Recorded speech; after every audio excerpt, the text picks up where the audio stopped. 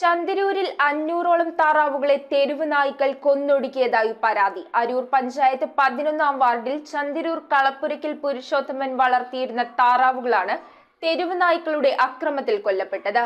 2.5 ലക്ഷം രൂപയുടെ നഷ്ടമുണ്ടായതായും ബന്ധപ്പെട്ട അധികാരികൾക്ക് പരാതി നൽകുമെന്നും താറാവ് കർഷകനായ പുരുഷോത്തമൻ. കഴിഞ്ഞ ദിവസം രാത്രിയാണ് തെരുവ് നായക്കൂട്ടം കൂടിന്റെ വാതിലിന്റെ കയർ പൊട്ടിച്ച് താറാവുകളെ ആക്രമിച്ചത്. അരൂർ പഞ്ചായത്ത് 11-ാം വാർഡിൽ ചന്ദരൂർ കളപ്പുരയ്ക്കൽ കെ പുരുഷോത്തമൻ വളർത്തിയിരുന്ന താറാവുകളാണ് ആക്രമിക്കപ്പെട്ടത്. 30 വർഷമായി താറാവ് വളർത്തുന്ന പുരുഷോത്തമൻ ട്രാവൻകൂർ കൊച്ചിൻ കെമിക്കൽസിൽ നിന്ന് വിരമിച്ച ശേഷമാണ് താറാവ് കൃഷിയിലേക്ക് ഇറങ്ങിയത്.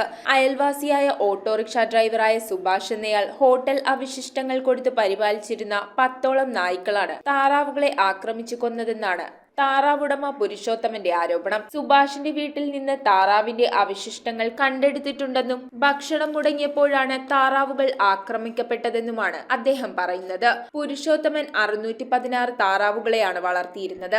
എരമല്ലൂർ തഴുപ്പ് പ്രദേശത്തുള്ള വീടിന് സമീപമുള്ള 43 സെന്റ് ഭൂമിയിലാണ് താറാവ് വളർത്തൽ നടന്നുവരുന്നത്. 2 ലക്ഷം രൂപയുടെ നഷ്ടമാണുണ്ടായതെന്നും ബന്ധപ്പെട്ട അധികാരികൾക്ക് പരാതി നൽകുമെന്നും പുരുഷോത്തമൻ അറിയിച്ചു. News bureau, Aroor.